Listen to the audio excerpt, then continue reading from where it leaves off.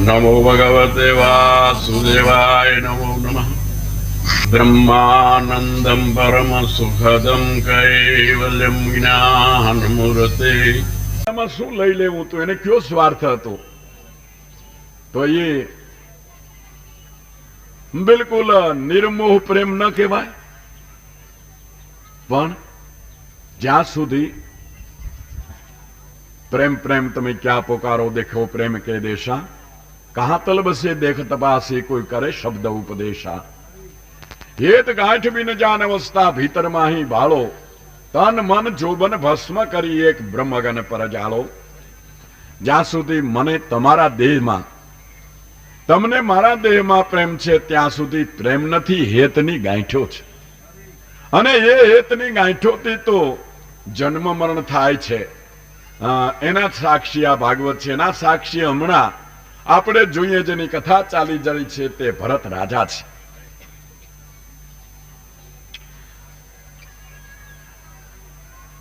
મરણ સમયે પણ એ મૃગનું બચ્ચું કે જે પડખામાં બેસી દીકરાની પેઠે દિલગીર થતું હતું તેને જોયા કરતા ભરત રાજાનું મન તેમાં જ રહ્યું. તેથી શરીર અને મૃગનો સંબંધ છૂટી જતા પણ પામર માણસની પેઠે તે મને મૃગનો અવતાર આવ્યો. પણ તે અવતારમાં તેમને પૂર્વજન્મનું કાંઈક સ્મરણ રહી ગયું. એ ભગવાનની પૂજાનો એટલો મહિમા. કારણ કે આખી જિંદગી ભલે સત્ય કર્મ કર્યા હોય, સારી ભાવનાને સેવી હોય, પણ અંતે કોઈ કર્મના પ્રબળ પ્રારબ્ધે કરીને ભૂંડા ભાવો ઉત્પન્ન થઈ જાય તો એક ઘડીમાં જન્મારો બગાડી દે છે. અને અજામેલની જેમ આખી જિંદગી ઊંધે માથે જ હાલ્યો હોય, પણ છેલ્લે જો સંત સમાગમ રામ નામ મુખમાં આવી જાય તો છેલ્લી ઘડીએ છેડો સુધરી જાય છે. કારણ કે યયમ વ્યાપી સ્મરણ ભાવમ ત્યજ્યત્યંતે કલેવરમ તમ તમેયો સમાપનોતિ નાન્યથા શ્રુતિ શાસનમ. અંત સમયે જીવ જેવો જેવો ભાવ કરતા આ કલેવરને છોડે છે, તરત જ તેવા ભાવને એટલે તેવા જન્મને તે પામે છે. ખડમખડીનું દ્રષ્ટાંત આપને શાસ્ત્રીજીએ દીધું હતું કે જેમ ખડમાખડી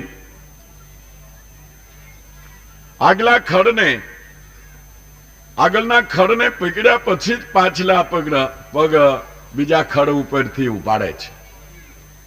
એમ આ દેહને જીવ ક્યારે છોડે છે? બીજું એનું પાત્ર બિલકુલ તૈયાર થાય ત્યારે. ક્યારેક આપણે ઘણાના મોત જોઈ છે તો 3 દી સુધી જાય ના આવે થયા કરતું હોય. પછી આપણે બધા કુટુંબીઓ ભેગા મળીને મંડી એકાદશીઓ દેવા. કોઈ કે હું તમારી પાછળ આટલું પુણ્ય કરીશ, કોઈ કે હું પારવાને ચણ નાખીશ, કોઈ કે હું 11 જ કરીશ. પણ એ બિચારો જાય ક્યાંથી? તમારે તો કાઢવો છે, પણ એનું ઘર પણ તૈયાર નથી. જય ડોકું કાઢીને પાછો અહીં વયો આવે, જય ડોકું કાઢીને પાછો અહીં વયો આવે.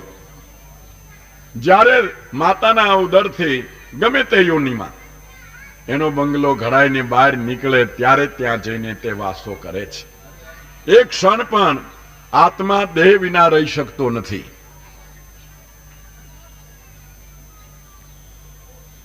એ પ્રમાણે છાના વૈરાગથી પોતાની માં મૃગલીને જે કાલંજર પર્વતમાં પોતે જન્મ્યા હતા ત્યાં જ મૂકી દઈ ત્યાંથી ફરીવાર હરિક્ષેત્રમાં આવ્યા.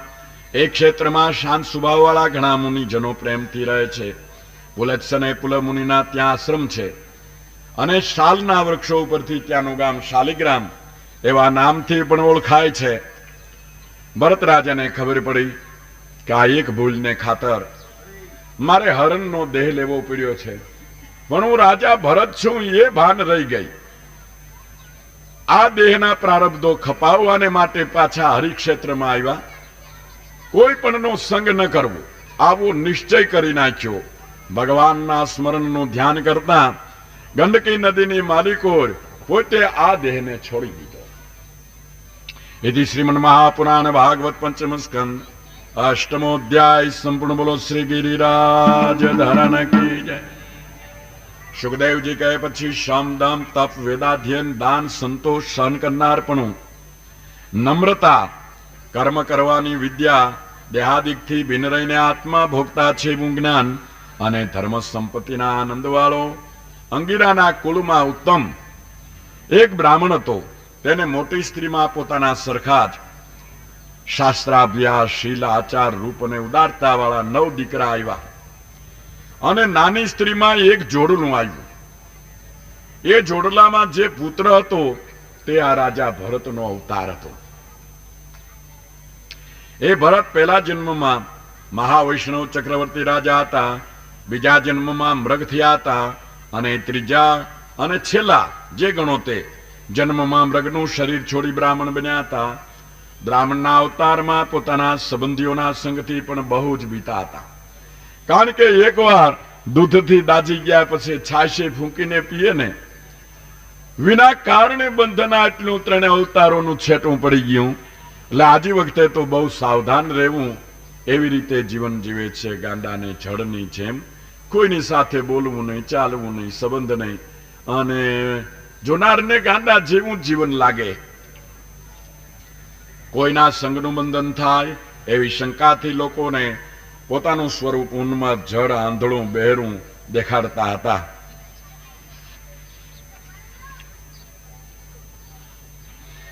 પવિત્રતા વેદાધ્યન વ્રત નિયમ અને ગુરુ તથા અગ્નિની સેવા વગેરે બ્રહ્મચારીના કર્મ જો કે જડભરતને ગમતા ન હતા તો પણ પુત્રો પર સ્નેહના બંધનથી અને દીકરાને બાપે ભણાવવો જોઈએ એવા ખોટા આગ્રહથી શીખવવામાં લાગ્યો રહ્યો તો પણ પુત્રને પંડિત બનાવવાનો મનોરથ તેના બાપનો પૂરો થયો નહીં.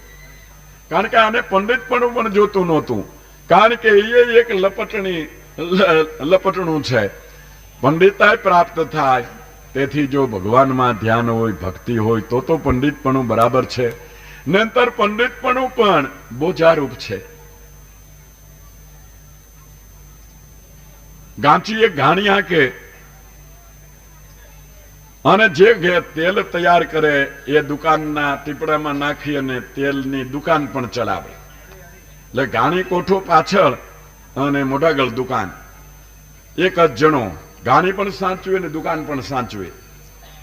એટલે ઓલા ઘાણીમાં ચાલતા બળદના મોડિયા ઉપર ટોકરા રાખે. એટલે બળદ ચાલે ને ટોકરા વાગે, બળદ ચાલે ને ટોકરા વાગે. ટોકરા વાગતા બંધ થાય એટલે પાછો પોતે જઈ ડોકો કાઢીને ડચકારો કરી આવે, ઉભો રહી જાય તો. એમાં કોઈ પંડિત તેલ લેવા આવ્યા એટલે પંડિતને તેલ ભરી દીધું.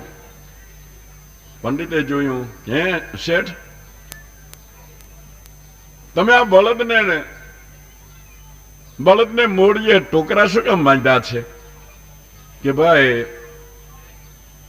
મારે કોઈને દુકાનમાંથી માલ આપવા આવું અને વખતે ઘાણી કોઠાની માલિકો બળદ ઉભો રહી જાય એટલે ટોકરા વાગતા બંધ થઈ જાય અને તરત જ મને ખબર પડે એટલે ડોકું કાઢીને ડચકારો કરી આવું એટલે વળી મંડી જાય ચાલવા. એટલે આલબેલ જેવું તો મેં રાખ્યું છે. એટલે પેલા પંડિત કહે કે તમે તમારો બળદ હાલે નહીં અને ઉભો ઉભો જ માથું હલાવતો હોય તોય ટોકરા તો વાગે. એટલે શેઠ કે પણ મારો બળદ તમારા જેવો પંડિત નથી ને. એટલે પંડિતાઈના અભિમાનની મારી કોઈ પંથ કાપતા નથી ને ઉભા ઉભા માથા હલાવે છે અને ટોકરા વાગે છે. લોકોને ભેગા થાય છે પણ ન તરે ન તારે એ રીતે ટોકરા એના વાગે છે.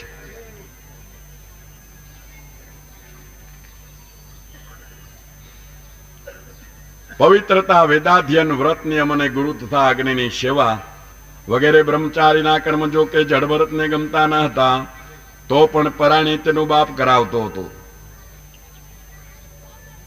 પુત્રને પંડિત બનાવવાનો મનોરથ જો કે પૂરો ન થયો. ઘરમાં જ ગાફલ રહેલો બ્રાહ્મણ નિરંતર સાવધાન રહેનારા કાળના સપાટામાં આવી ગયો એટલે પિતા મરણ પામ્યો. પછી ઓલા તો બધા સાવકીમાના દીકરા હતા, મોટાઈ. એને આને ગાંડો જાણીને એક કોર કાઢી નાખ્યો. પિતા મરી ગયા પછી જડભરતના ભાઈઓ કે જેઓ જડભરતના પ્રભાવને જાણતા ન હતા અને બ્રહ્મવિદ્યામાં નહીં પણ કર્મ વિદ્યામાં જ પુરુષાર્થ સમજતા હતા, તેઓએ ભરતને જડ બુદ્ધિ જાણી તેને શીખવવાનો આગ્રહ પણ છોડી દીધો. ન શીખે તો કે કાંઈ નહીં. પશુ જેવા પામર માણસો એ ભરતને જ્યારે એ ઘેલા, હે જડ, એ બેરા એમ કરીને બોલાવતા હતા, ત્યારે ભરત પણ તેઓને તેવા શબ્દોથી જ બોલાવતો હતો જેમ પડછંદો પડતો હોય.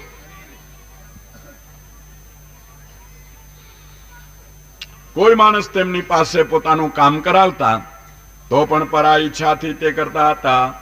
વેઠથી, મૂલ્યથી, ભીખથી કે યદચ્છાથી, થોડું જાજુ મીઠું કે ખરાબ જે કાંઈ બીજાથી પ્રગટ પણ થયેલ નહીં એવા વિશુદ્ધ અને અનુભવરૂપ પરમાનંદ આત્માની તેમને પ્રાપ્તિ થઈ હતી. તેથી માન કે અપમાન વગેરેથી તથા સુખ કે દુઃખમાં તેમને કશો પણ દેહાભિમાન થતું નહીં. ટાઢ તડકો એ પણ જેને ખબર ન હતી. એ પ્રમાણે ફરતા ભરતજીએ જ્યારે મજૂરીના મૂલ્ય તરીકે લોકો પાસેથી ખાવાનું લેવા માંડ્યું ત્યારે તેમના ભાઈઓને એમ થયું કે આરું નાચમાં વાત થાય કે ફલાણાનો ભાઈ, ફલાણાનો દીકરો જેની તેની ઘરે ખાઈ લે છે, એના કરતા આપણે ખાવાનું દેવું ને એને આપણે આપણા ખેડના કામની માલિકો રાખી લ્યો. કોઈ દિવસે ખેતરમાં રાતે કામ કરતા એ જડભરતને કોઈ ચોરના રાજાએ જોયું.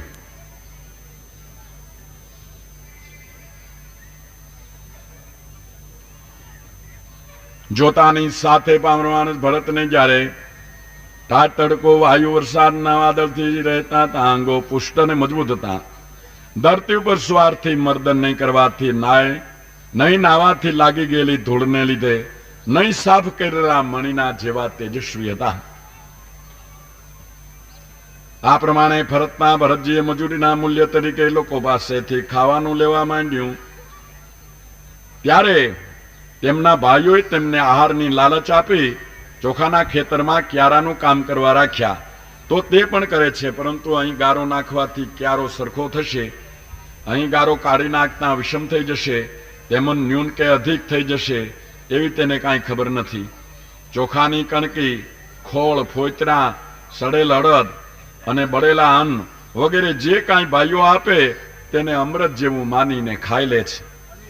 કોઈક દિવસે કોઈ ચોર લોકોના રાજાએ પોતાની સંતાન થવાની ઈચ્છાથી ભદ્રકાલી માતાને માણસનું બલિદાન દેવાની તૈયારી કરી હતી. તેમાં જે માણસને પકડ્યો હતો એ છટકી ગયો, ભાગી ગયો. એ માણસો મૂંઝાણા, આના લક્ષણ વાળો બીજો ક્યાંથી મળે. અંધારી રાત હતી. આ સમયમાં તે માણસોને પેલા ભાગી ગયેલા માણસનો પતો લાગ્યો નહીં. પણ આ જડભરતને જે ખડી ચોકીથી હરણ અને સુવર વગેરેથી ક્યારાઓની રક્ષા કરતા હતા તે નજરે પડ્યા. તેને બાંધીને ચોર લોકો એના રાજા પાસે તેમને જ ઉપાડી ગયા. તેમને ચંદન, ઘરેણા, માલા, તિલક વગેરેથી શણગાર્યા, જમાડ્યા અને ગાયન, સ્તુતિ તથા મૃદંગ અને ઢોલના મોટા અવાજ કરતા ભદ્રકાલીની સામે બેસાડ્યા.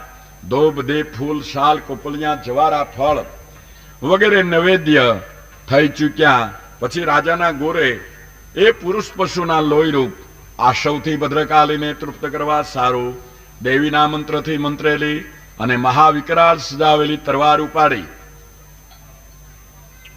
બલિદાન ચડાવવાને માટે આ અંધ પરંપરા પણ કાયમને માટે ચાલી આવતી હોય એવું લાગે છે ને.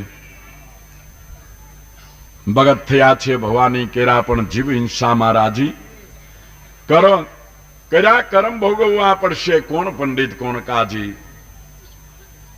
ન્યા પોબાબાઈ નું રાજ નથી, ન્યા તો ન્યાયની માલિકો મોવાળો ચિરાય છે. એ ખબર જેને નથી એ ઊંધે માથે હાલી જીવન જીવી રહ્યા છે.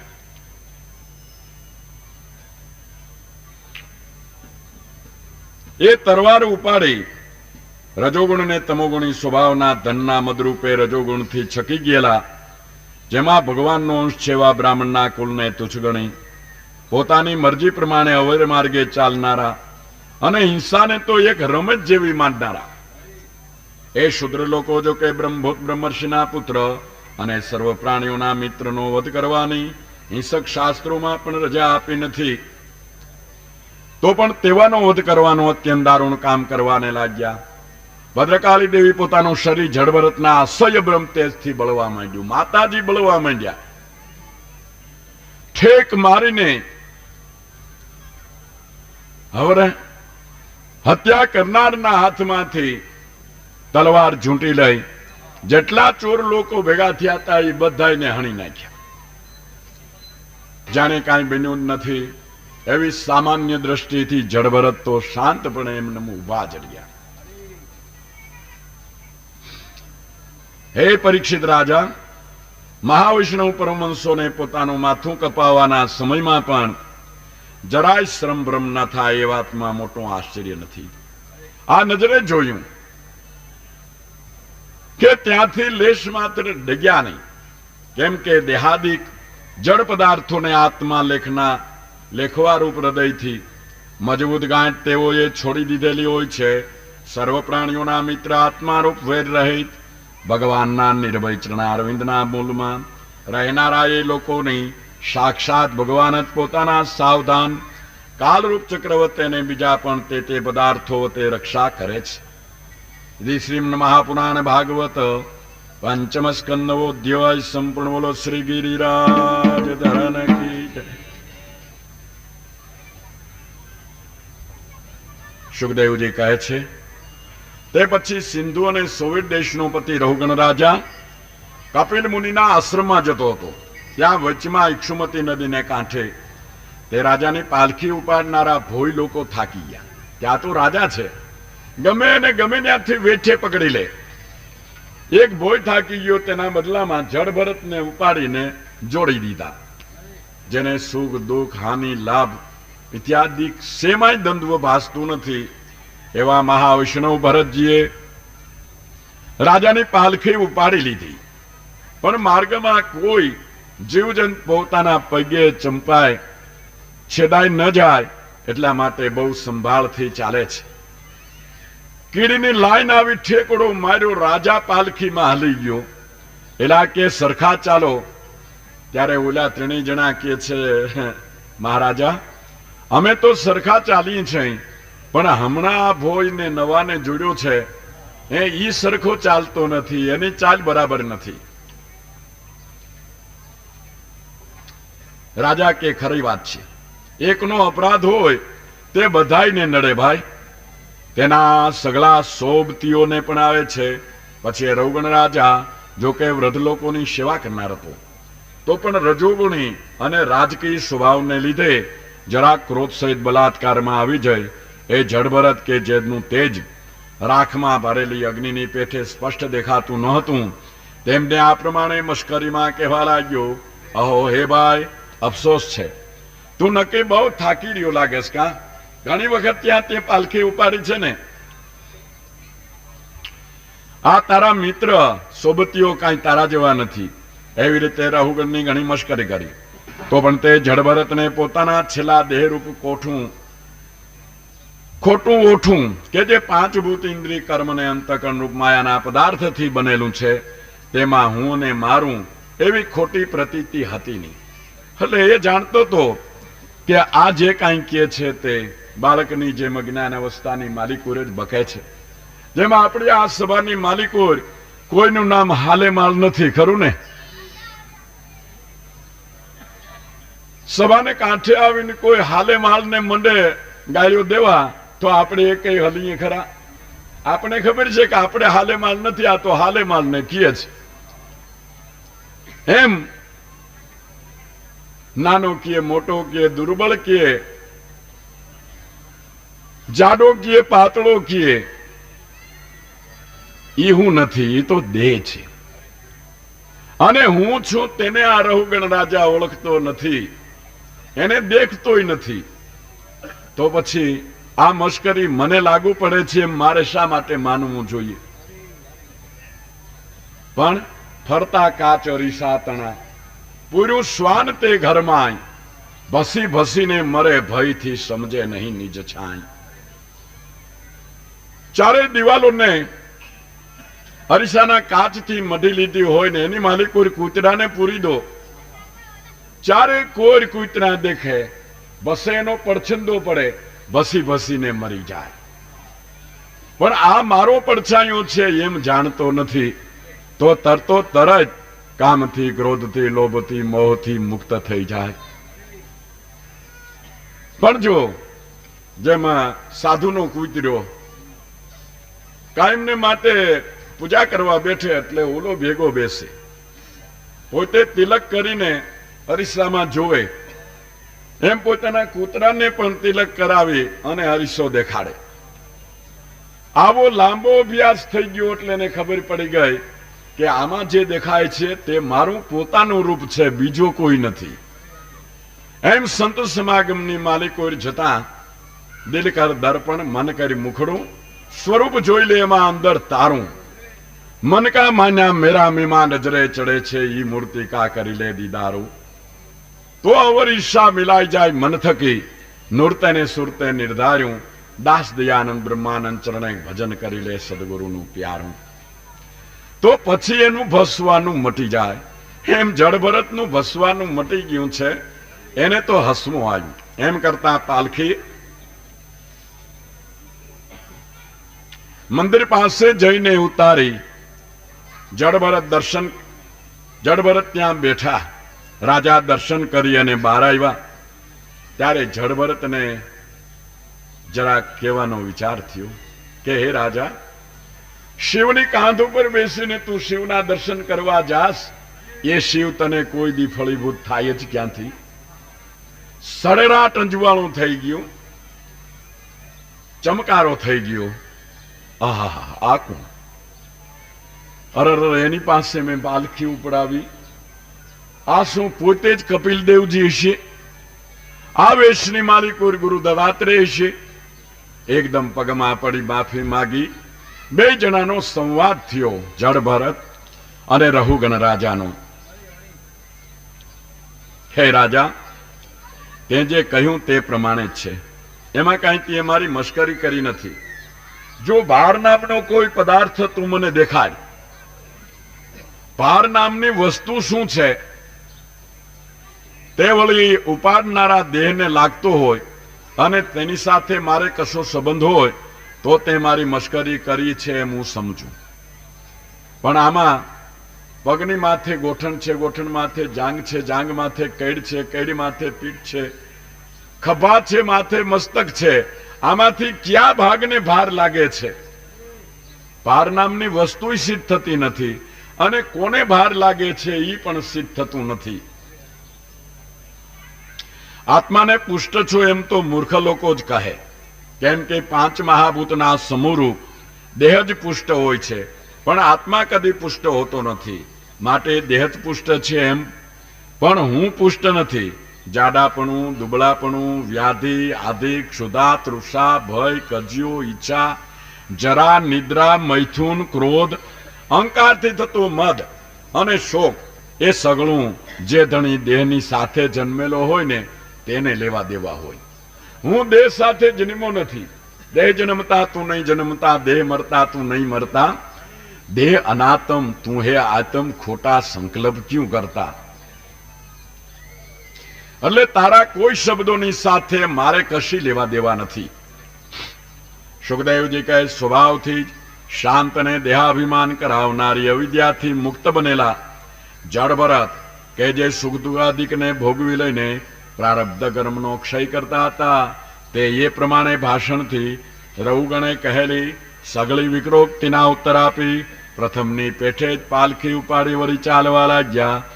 હે પરીક્ષિત રાજા, એ સિંધુ તથા સોવીર દેશનો અધિપતિ રહુગણ રાજા કે જેને સારી શ્રદ્ધાને લીધે તત્વજ્ઞાન મેળવવામાં પણ અધિકાર મળ્યો હતો, તે પોતે આ પ્રમાણે દેહભિમાનને તોડવાનું યોગના ઘણા ગ્રંથોને અનુસરતું.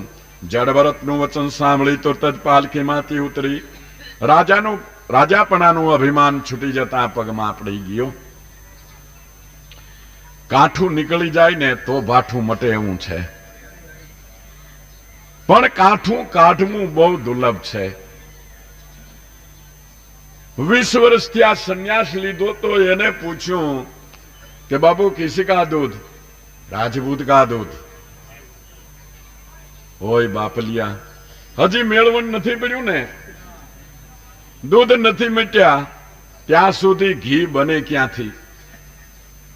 એ કાઠું નીકળ્યા વિના લુગડા ગમે એટલા બદલાવી તો હારો આવે એવું નથી. આ દેહપણાનું કાઠું ભરતજીનું નીકળી ગયું ત્યારે તત્વજ્ઞાન પ્રાપ્ત થયું છે અને રહુગણ રાજાને એ તત્વજ્ઞાન આપી શકે છે. રહુગણ રાજા કે જેને સારી શ્રદ્ધાને લીધે તત્વજ્ઞાન મેળવવામાં પણ અધિકાર મળ્યો હતો. કેટલા માટે મોટા મહિમાવાળાને જ્ઞાન રૂપ છાના પ્રભાવવાળા આપ કે જે જળની પેઠે ફરો છો તે મને ઉભર કહેલા પ્રશ્નોનો ઉત્તર આપો. યોગથી ગુથાયેલા આપના વચનો મારાથી તો શું, પણ સૂક્ષ્મ દ્રષ્ટિવાળા વિદ્વાનોથી પણ બરાબર સમજી શકાય એવા નથી. હું પણ મહાયોગેશ્વર આત્મવેત્તા મુનિઓના પરમ ગુરુ અને જ્ઞાન શક્તિથી અવતરેલા કપિલ ભગવાનની પાસે આ સંસારમાં સાચું શરણ ક્યું છે એ પૂછવા સારું જાઉં છું. હું એમ કલ્પના કરું છું કે તે કપિલ દેવજી જ આપ હશો અને લોકોને જોવા માટે છાના રૂપથી ફરતા હશો. આંધળી બુદ્ધિનો અને ઘરમાં જ બંધાયેલો માણસ યોગેશ્વરોની ખરી ગતિને સમજી શકતા નથી. આપે કહ્યું શ્રમ જ નથી, પરંતુ તે વાત મારા મનમાં ગોઠતી નથી. હું કોઈક વખત યુદ્ધ વગેરે કામ કરું છું ત્યારે થાકી રહું છું. તેમ આપને પણ ભાર ઉપાડવા અને ચાલવા વગેરેથી થાક લાગવો જોઈએ એમ અનુમાન કરું છું. વ્યવહારના માર્ગને આપ ખોટો કહો છો, પરંતુ જેમ ખોટા ઘડાથી પાણી લાવવા વગેરે કામ થાય નહીં તેમ વ્યવહાર પણ ખોટો હોય તો તેથી કશું કામ ન થવું જોઈએ. સંસારથી તો સઘળું કામ થાય છે, માટે તેને ખોટો શી રીતે કહી શકાય? આપે કહ્યું કે સુખ દુઃખ વગેરે ધર્મો દેહના છે, આત્માના નથી. એ વિષયમાં પણ મને તો સંશય છે. જેમ તપેલીને તાપ લાગવાથી તેની અંદરના દૂધને તાપ લાગે છે, દૂધને તાપ લાગવાથી એમાં ઓરેલા ચોખાને તાપ લાગે છે. પેલા એની માથેના પડને લાગે છે ને પછી એનાથી અંદર રહેલા ચોખાના ભાગને લાગે છે. એમાં કાંઈ પણ ખોટું નથી. એવી રીતે દેહને દુઃખ થવાથી તેની અંદરની ઇન્દ્રિયોને દુઃખ થવું જોઈએ, ઇન્દ્રિયોને દુઃખ થવાથી પ્રાણને દુઃખ જવું જોઈએ, પ્રાણને દુઃખ થવાથી મનને દુઃખ થવું જોઈએ અને મનને દુઃખ થવાથી તેના સંબંધમાં રહેલા આત્માને પણ દુઃખ થવું જોઈએ. આપે કહ્યું ધણીપણું અને નોકરપણું અવિચલ નથી, પરંતુ જે વખતે જે રાજાઓ તેનું ધણીપણું અને તેની જે નોકરી કરતા હોય તેનું નોકરપણું રહેલું છે, દેખાય છે, એ કેમ મિથ્યા કહેવાય? આપે જે કહ્યું તે મને ઉલટું લાગે છે. એટલા માટે હે દીનબંધુ, હું કે જે રાજાપણાના અભિમાનથી મહાત્માનો તિરસ્કાર કરનાર છું તેના ઉપર સ્નેહ દ્રષ્ટિ કરો કે જેથી મહાત્માના અપમાન કરવા રૂપ પાપમાંથી મુક્ત થાવ. આપ કે જે સર્વ જગતના સંબંધી સખા અને સમતાને લીધે દેહાભિમાન રહિત છો, તેમને શોકે કશો વિકાર નથી હોતો. તો પણ મારા જેવો માણસ તો સદાશિવ જેવો સમર્થ હોય તો પણ પોતે કરેલા મહાત્માઓના અપમાનથી જલ્દી નાશ પામ્યા વગર રહે જ નહીં. એથી શ્રીમદ મહાપુરાણ ભાગવત પંચમ સ્કંદ 10મો અધ્યાય સંપૂર્ણ. બોલો શ્રી ગિરિરાજ ધરન કી જય. હવે રહુગણ રાજાએ જે પ્રશ્નો કર્યા તેના ઉત્તમ ઉત્તર બ્રહ્મજ્ઞાનની માલિકો જડભરત આપે છે. પેલા જ એવો ઘા કરે છે, ઝટકો મારી દે છે. જડભરત કહે છે તું મૂર્ખ થઈ અને મોટી આ પંડિતાઈના જેવી વળી વાત કરવા ક્યાંથી શીખ્યો છું? પણ તેટલાથી તું કાંઈ મોટો વિદ્વાન ગણાય નહીં જા, કારણ કે વાસ્તવિક વિચાર કરતા આ વ્યવહાર સાચો ઠરતો નથી. એમ વિદ્વાનો કહે છે, રાજા, જેમ લોક વ્યવહાર સત્ય નથી તેમ વેદમાં કહેલો કર્મ વ્યવહાર પણ સત્ય નથી. ઘરમાં રહીને કરવાના યજ્ઞોના વિસ્તાર સંબંધી વિદ્યાઓને બહુ જ લાગુ પડતા વેદ વચનોમાં તત્વજ્ઞાનની વાત ઘણું કરીને પ્રકાશતી જ નથી.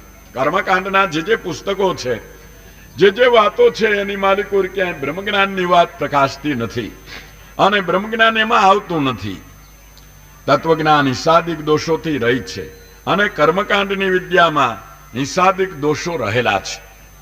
તત્વજ્ઞાનમાં રાગ દ્વેષાદિક રહેતા નથી અને કર્મકાંડની માલિકો કર્મ અને તેના ફળ રાગ અને દ્વેષ બંને લાગેલા છે. જ્યાં સુધી માણસનું મન સત્વ રજ અથવા તમોગુણને વશ રહે છે ત્યાં સુધી નિરંકુશ રહીને જ્ઞાનેન્દ્રિયથી અને કર્મેન્દ્રિયથી પાપ પુણ્ય કર્યા કરે છે. એ મન પાપ પુણ્યથી વાસનાને લીધે વિષયોથી રંગાઈ જઈને વિષયોમાં આમ તેમ ભટક્યા કરે છે. 5 ભૂત 11 ઇન્દ્રિયોમાં મુખ્ય કામ ક્રોધાદિક અનેક વિકાર વાળું એ મન જ દેવ મનુષ્ય પશુ પક્ષી વગેરે અનેક દેહ અનેક જુદા જુદા નામ ધરી લે છે અને તે દેહને લીધે ઊંચ નીચપણું પણ બનાવી લે છે.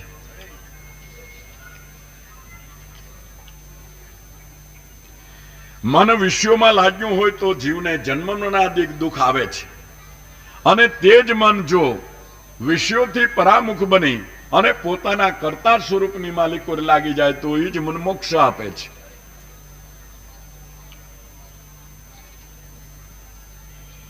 દીવો ઘીવાળી વાટને ખાધા કરતો હોય ત્યાં સુધી તેમાંથી ધુમાડાવાળી શિખાઓ નીકળ્યા કરે છે અને ઘી તથા વાટ સઘળું બળી જાય ત્યારે ઠરી જઈને તે જ રૂપ થઈ જાય છે. તે પ્રમાણે મન જ્યાં સુધી કર્મોની માલિકો લાગેલું છે ત્યાં સુધીમાં દિવેલ પુરાયા જ કરે છે, એટલે દીવો સળગ્યા જ કરે છે. પણ કર્મરૂપી જો દિવેલ એની માલિકો હોમો નહીં તો થોડીક વારની માલિકો દિવેલ અને વાટ બંને મળી જતા દીવો શમી જાય છે, તેજમાં તેજ મળી જાય છે. ત્યારે તે બ્રહ્માકાર થઈ જાય છે. મનની વૃત્તિઓ 11 છે. તેઓમાં 5 ક્રિયારૂપ છે, 5 જ્ઞાનરૂપ છે અને 1 અભિમાન એટલે અહંકાર રૂપ છે.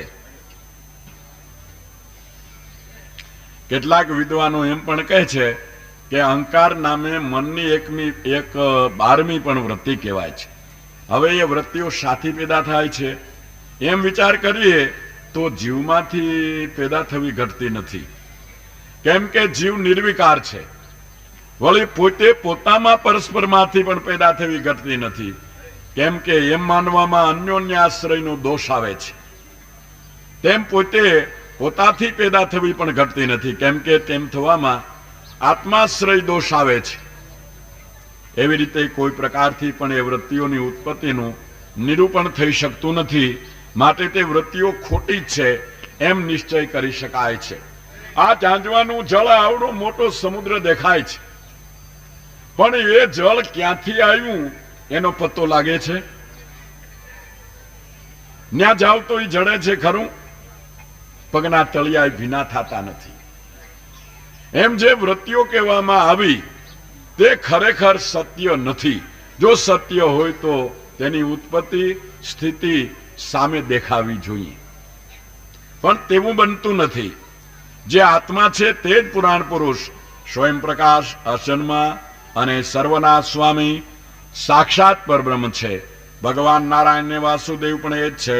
પોતાની માયાથી ઈશ્વર રૂપે એ જ સર્વને નિયમમાં રાખે છે.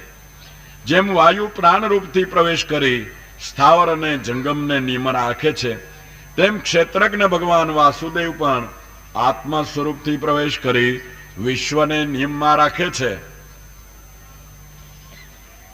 માટે હે રઘુગણ રાજા, બીજા તર્ક વિતર્કને છોડીને એક જ આત્મચિંતનની માલિકો તત્પર બનો. હે રાજા, તું પોતે પણ એ બનરૂપ શત્રુ કે જે જેમ જેમ ઉપેક્ષા રાખીએ તેમ તેમ વધતો જાય. મહાબલવાન અને જૂઠો છતાં પણ સ્વરૂપને ભૂલાવી દેનાર છે. તેને સાવધાન રહે. ભગવાન રૂપ ગુરુના ચરણની ઉપાસના રૂપ અસ્ત્રથી હણી નાખ. એથી શ્રીમદ મહાપુરાણ ભાગવત પંચમ સ્કંદ 11મો અધ્યાય સંપૂર્ણ. બોલો શ્રી ગિરિરાજ ધરન કી. રઘુગણ રાજા કહે છે, એ યોગેશ્વર, તમે કે જે ઈશ્વરના શરીરૂપ પરમાનંદના પ્રકાશથી દેહાદિકને તુચ્છ ગણનાર અને સામાન્ય બ્રાહ્મણના વેશથી પોતાના સ્વતંત્ર અનુભવને ગુઢ રાખનાર છો, તેમને હું વારંવાર નમસ્કાર કરું છું. તાવના રોગથી પીડાયેલાને જેમ ઓસડ અમૃત રૂપ છે અને ગરમીથી તપી ગયેલાને જેમ ટાઢું જળ અમૃત રૂપ છે, તેમ હે મહારાજ હું કે જે આ અધમ દેહના અભિમાન રૂપ સર્પ કરડવાથી આંધળો થયેલું છે, તેને તમારું વચન અમૃત સમાન ઔષધિ રૂપ છે. એટલા માટે મારા મનમાં જે સંશય છે તે તો હું પાછળથી આપને પૂછીશ, પણ હમણાં તો જ્ઞાન યોગથી ગૂંથાયેલી જે વાત આપ કહી ગયા તેનું જ મારાથી ઠીક સમજાય એવું આખ્યાન કરો એ સાંભળવાને મારો ઉત્સાહ છે. હે યોગેશ્વર, આ ભાર ઉપાડવા વગેરેની ક્રિયા અને તેથી થતું પરિશ્રમાદિક જે પ્રત્યક્ષ રીતે સત્ય દેખાય છે અને વ્યવહારનું કારણ છે, તે સગળું વાસ્તવ વિચાર કરતા કાંઈ છે જ નહીં એમ જે આપ કહી ગયા તે વાતમાં મારા મનની ભ્રાંતિ હજી મટતી નથી. કારણ કે સાચી વાત છે ને, માભાથી હાઈએ હા કહી દેવી અને સમજીએ નહીં કાંઈ તો આપણે ઉલટાના ખોટમાં જાય છે. જડભરત કહે છે જે પૃથ્વીમાંથી બનેલો પદાર્થ કોઈ કારણથી પૃથ્વી ઉપર ચાલે છે તેને આપણે ભોય વગેરે નામથી ઓળખીએ છીએ, અને જે ચાલતો નથી તેને આપણે પથરા વગેરે નામથી જાણીએ છીએ. બાકી ભોય ને પથરામાં કાંઈ ભેદ નથી. આપણે આગળ એક વાત કહી હતી કે ભાઈઓ, ગીરના નેસડામાં તમે જાઓ ત્યાં જુઓ અને પેરિસની માલિકોર જઈ અને જુઓ, પણ 5 તત્વથી વધારે જોવાનું તેની અંદર કાંઈ તમને જડશે નહીં. જાણવા જેવો જોવા જેવો હોય તો ફક્ત 1/6 નારાયણ જે એની માલિકોર બિરાજે છે તે એક જ જાણવા જેવો ને જોવા જેવો છે. બાકી તો આ બધા ઘાટ પૃથ્વીનો વિકાર છે, એની અંદર વિશેષ જાણવા જેવું જોવા જેવું બીજું છે નહીં.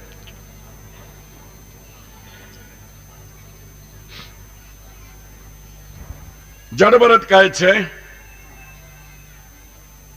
કે ભાઈ માટીમાંથી બનેલા ભોયના પગ ઉપર ઘૂંટી છે, ઘૂંટી ઉપર પિંડીઓ, પિંડીઓ ઉપર ગોઠણ, ગોઠણ ઉપર સાંથળ, સાંથળ ઉપર કેડ છે, કેડ ઉપર છાતી છે, છાતી ઉપર ડોક છે, ડોક ઉપર માથું છે. આમાંથી કયા ભાગને ભાર લાગે છે? પાલખીમાં સોબીર દેશનો રાજા એવા નામથી ઓળખાતું એક માટીનું ઢેફું બેઠું છે. હવે એટલા બધા કટકાઓમાં કયા કટકાને ભાર કે પરિશ્રમ છે?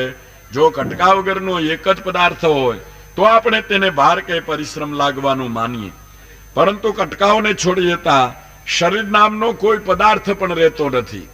જ્યાં હાથ મૂકો ત્યાં તે પદાર્થના જુદા જુદા નામ છે.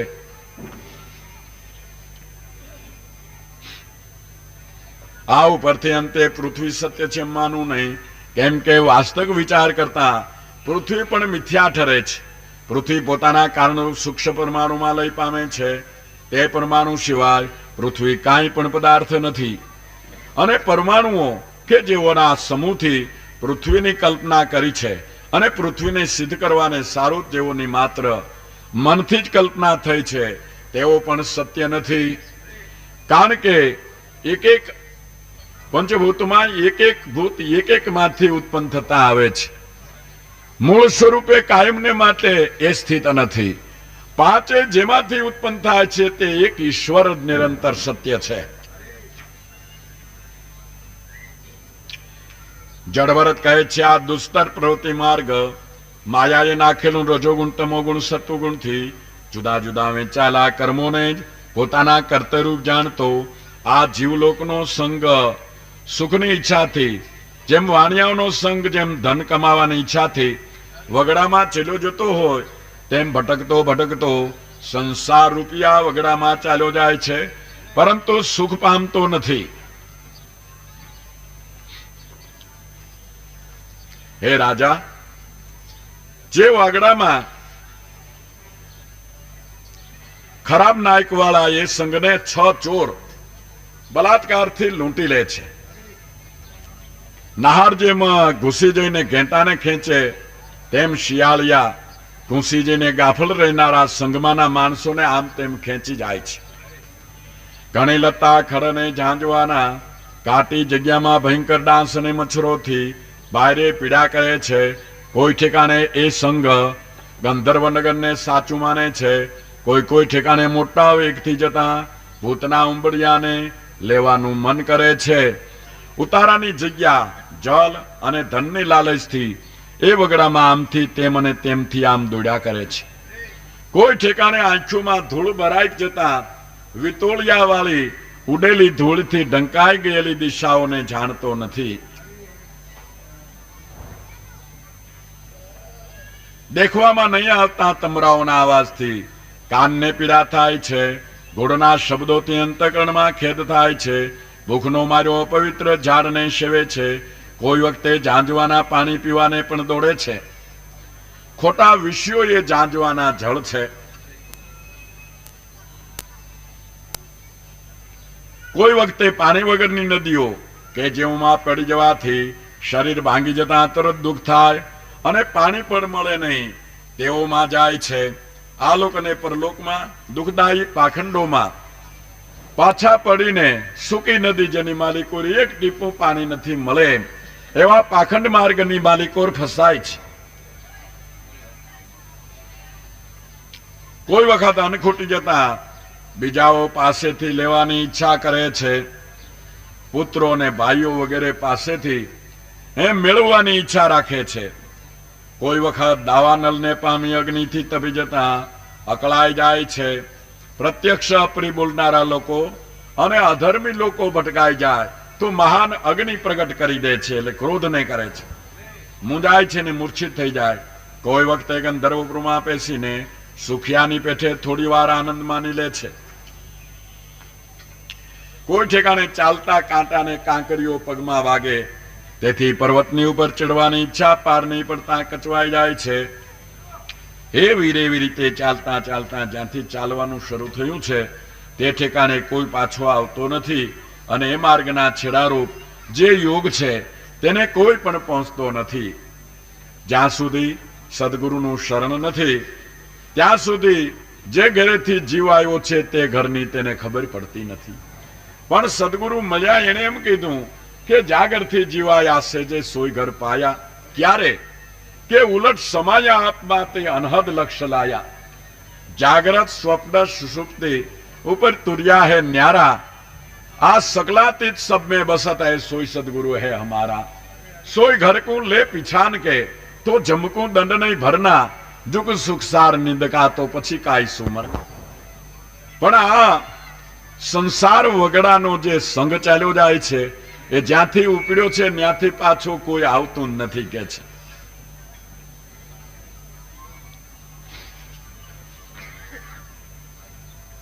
રૌગણ રાજા કહે છે સગળા જન્મોના માણસનો જન્મ સૌ કરતા ઉત્તમ છે. સ્વર્ગાદિકમાં દેવતા વગેરેના અવતારો આવે તેઓને પણ શું કરવું, કેમ કે એ બીજા અવતારોમાં ભગવાનના યશથી ચિત્તને શુદ્ધ કરનારા આપ જેવા મહાત્માઓનો ઘણો સમાગમ થતો નથી.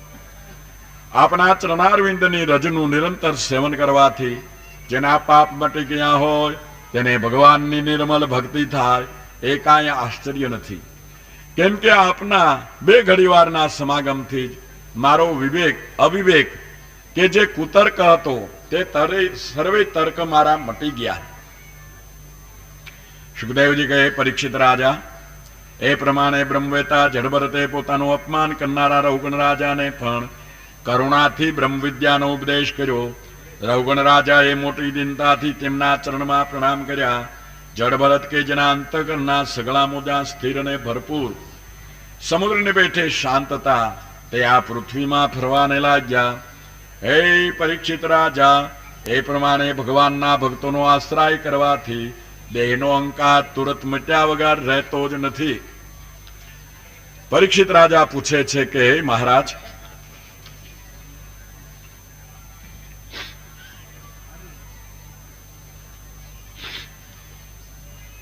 મહાવિદ્વાન આપે પરોક્ષ વચનથી અહીં જે જીવલોકોના સંસારૂપ વગડાના માર્ગનું નિરૂપણ કર્યું તેના વિષયો ગંભીર વિચારથી કલ્પાયેલા છે. એટલે અમારી છીછરી બુદ્ધિથી તે અમે સમજી શકીએ તેવા નથી. માટે અમે સમજી શકીએ તે રીતે એ સંસાર રૂપી આ સંઘનો મતલબ અમને સમજાવો. यदि श्रीमन महापुराण भागवत पंचम स्कंद 13मो अध्याय संपूर्ण बोलो श्री गिरिराज धरण की जय. સુખદેવજી કહે છે દેહને આત્મા કરી માનનારાઓના જુદા જુદા સત્વ વગેરે ગુણોથી વહેંચાયેલા સારા નરસા અને મિશ્ર કર્મોથી બનતા જુદા જુદા પ્રકારના અનેક અવતારોમાં જન્મ મરણાદિક થવા રૂપ અનાદિ સંસારને ભોગવવામાં દ્વાર રૂપ 6 ઇન્દ્રિયોથી પરમેશ્વરના સાધનમાં રહેનારી માયાને લીધે વગડા જેવા સંસાર રૂપ વિષમ માર્ગમાં આ જીવલોક આવી પડ્યો છે. જેમ વાણિયાઓનો સંગ ધન કમાવાની ઈચ્છાથી પરદેશ જતા વગડામાં ચાલ્યો જતો હોય તેમ બસાણ જેવા મંગલરૂપ સંસાર રૂપી વગડામાં ચાલ્યો જાય છે. પોતાના દેહથી બનાવેલા કર્મોના ફળ ભોગવ્યા કરે છે, ઉદ્યોગ કરે છે, ચોરનું કામ કરે છે. મોટા 6 રીપુ છે, ચોર છે. ઘણા કષ્ટથી મળેલું માણસનું ધન કે જે પરલોકને સારું ભગવાનની આરાધના કરવાનું ધર્મમાં ઉપયોગ કરવાને યોગ્ય છે તેનું દર્શન સ્પર્શ શ્રવણ સ્વાદ સૂંઘવું અને અનેક પ્રકારના સંકલ્પ વિકલ્પોથી ઘર સંબંધી તુચ્છ સુખો ભોગવવામાં ઉપભોગ કરાવી દઈને ચોર લોકો જેમ ખરાબ ભોમિયાવાળાને ગાફલ સંઘનું ધન લૂંટી જાય તેમ ખરાબ બુદ્ધિવાળા અને અજિતેન્દ્રિય માણસો છે એ આપણો વિશ્વાસ રૂપી ધનને પ્રેમ રૂપી ધનને પાખંડ માર્ગની માલિકો લઈ જઈ અને લૂંટી લે છે. જે ખેતર વર્ષો વર્ષ ખેડાતું હોય પણ તેના ધરતીમાં રહેલા બીજ બાળી નાખવામાં આવતા ન હોય તે ખેતર ફરીવાર વાવવા ટાણે જાળા ખડ અને વેલાઓથી અગોચર જેવું થઈ જાય છે. તેમાં ગ્રસ્તાશ્રમ પણ કે જે વાસનાઓના કરંડિયા રૂપ છે તે પોતામાં રહેલા કર્મો નાશ નહીં પામવાથી ઉપર કહેલા ખેતર જેવો જ છે. આ સંસારમાં આવી પડેલો માણસ ડાંસ અને મચ્છર જેવા નીચ માણસોથી અને તીડ પક્ષીઓ ચોર તથા ઉંદર વગેરેથી ઉપદ્રવોને પામ્યા કરે છે. ખાવું પીવું અને મૈથુન વગેરે વ્યસનોમાં લંપટ થઈને કોઈ વખતે જાંજવાના પાણી જેવા વિષયોની ઉપર દોડે છે.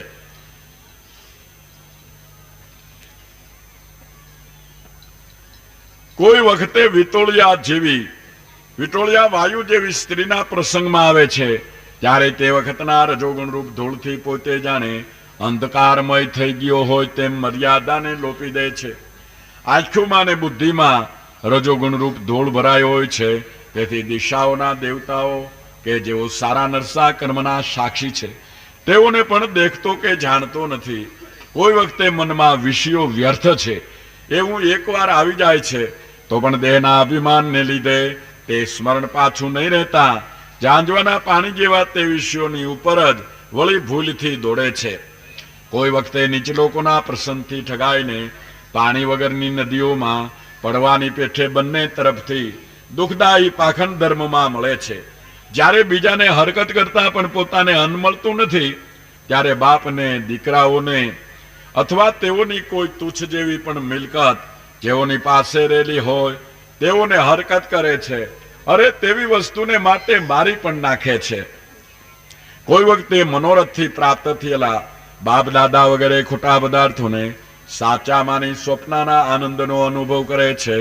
કોઈ વખતે ગ્રસ્તાશ્રમમાં કરવાના કર્મના વિસ્તારો પર્વત ઉપર ચડવાની ઈચ્છા કરતા લોકો સંબંધી દુઃખથી મનમાં કચવાઈને કાંટા અને કાંકરાની જગ્યામાં પેશનારની પેઠે સીધાય છે.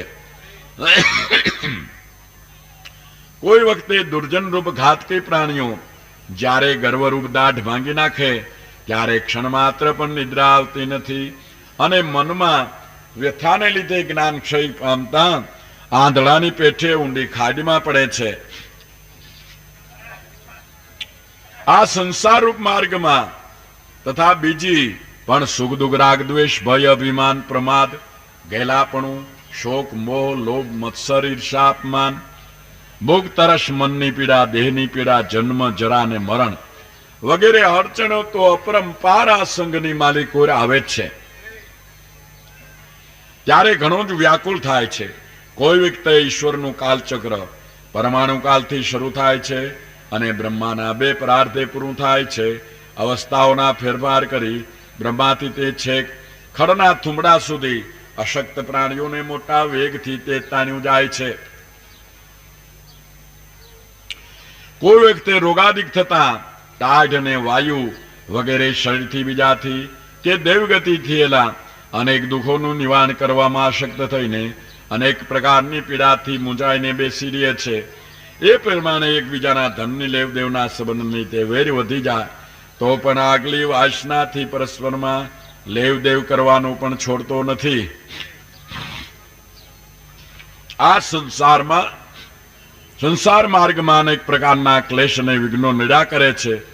કોઈ દુઃખી થઈ જાય કે મરી જાય તેને બીજો માણસ છોડી દઈને તથા જે નવો જન્મે તેને સાથે લઈને ચાલ્યો જાય છે.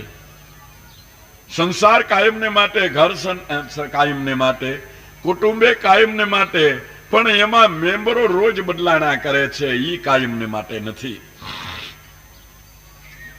આમ થવાનું કારણ એ છે કે આવા પ્રકારની યોગ સંબંધી શિખામણને કોઈ અનુસરતો નથી કે જે શિખામણને સર્વ પ્રાણીઓને અભયદાન દેનારા, શાંત સ્વભાવના અને જેઓનું મન વશ છે એવા મુનિ લોકો સ્વીકારે છે. જોકે મોટા મોટા રાજર્ષિઓ દિગ્વિજયને યજ્ઞ કરી ગયા છે તો પણ તેઓ સઘળા લડાઈમાં જ મરી ગયા છે. આ પૃથ્વીમાં જ મમતા કરીને તેઓએ અનેક અનેક વૈર કર્યા હતા તો પણ છેવટે પૃથ્વી મૂકીને બધા ચાલ્યા ગયા છે. કથામાં ભગત એના નામ જ વાંચવામાં રહ્યા છે. વૈષ્ણવ લોકો જેના શુદ્ધ ગુણ અને કર્મોના વખાણ કરે છે એવા રાજર્ષિ ભરતનું આ ચરિત્ર કે જે કલ્યાણ કરનાર, આયુષ વધારનાર તથા ધન, યશ, સ્વર્ગ અને મોક્ષને આપનાર છે તેનું જે માણસ શ્રવણ કરે, વર્ણન કરે અને પ્રશંસા કરે તેને બીજા કોઈની ગરજ નહીં રહેતા સગળા ઇષ્ટ પદાર્થો પોતાથી જ પ્રાપ્ત થાય છે. સુખદેવજી કહે, ભરતજીનો પુત્ર સુમતિ નામનો થયો. તેણે ચારે કોઈ જય મેળવ્યો હતો. એ સુમતિ ઋષભદેવજીના માર્ગને એટલે જીવન મુક્તના માર્ગને અનુસરનાર હતો. તેને લીધે કલયુગમાં કેટલાય કનાર્ય પાખંડી લોકો પાપે ભરેલી પોતાની બુદ્ધિથી જોકે તેને વેદે દેવ ગણ્યો નથી તો પણ દેવ હતો એમ ઠરાવી પાડશે. એ સુમતિને વ્રધિસેના નામની સ્ત્રીમાં દેવતાજીત નામે પુત્ર થયો. દેવતાજીત આસુરી નામની સ્ત્રીમાં દેવદ્યુમ્ન નામે પુત્ર થયો. તેનો પરમેષ્ટિને પ્રતિહિ નામનો પુત્ર થયો. પ્રતિહે ઘણા લોકો પાસે બ્રહ્મવિદ્યાનું વ્યાખ્યાન કર્યું હતું. એ બ્રહ્મવાતી હતો. એ પછી તેનો ભૂમાને ઋષિ કલ્યા નામની સ્ત્રીમાં ઉદગીત નામે પુત્ર થયો. ઉદગીતને ગય નામનો પુત્ર થયો. ગય રાજા સાક્ષાત વિષ્ણુ ભગવાન કે જેને ભગવાનની રક્ષા કરવાની ઈચ્છાથી સત્વગણ લીધો છે તેના અંશરૂપ હતો અને જ્ઞાનીપણા વગેરે લક્ષણોથી મહાપુરુષની પદવીને પામેલો છે.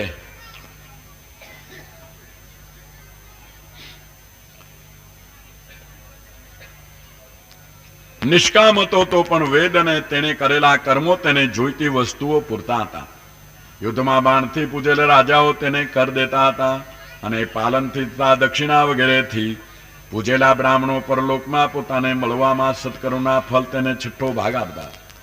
ઘણા સોમપાન વાળા તેમાં યજ્ઞમાં ઇન્દ્રને ઘેન ચડી જતા શ્રદ્ધાથી શુદ્ધ અને અવિચળ ભક્તિથી અર્પણ કરેલા તેના યજ્ઞના ફળને યજ્ઞ સ્વરૂપ ભગવાને પ્રત્યક્ષ રીતે સ્વીકાર્યું હતું. તે રાજાનો દીકરો સમ્રાજ થયો. સમ્રાજ ઉત્કલા નામની સ્ત્રીમાં મરીચી નામે પુત્ર થયો. તેનો બિંદુ નામ, બિંદુનો મધુ, મધુનો વીરવ્રત, વીરવ્રતનો ત્વષ્ટા વિરજ નામે પુત્ર થયો. વિરજને વિપુચી નામની સ્ત્રીમાં 100 પુત્રો થયા હતા. શતજીત મોટો હતો અને એક કન્યા પણ હતી કહે છે. આ વિષયમાં નીચે પ્રમાણે કહેવાય છે. દેવતાઓના સમૂહ સ્વભાવે તેમ છેલ્લા ઉત્પન્ન થયેલા વિરજ રાજાએ આ પ્રિયવ્રતના વંશને ઘણો શોભાવેલો હતો.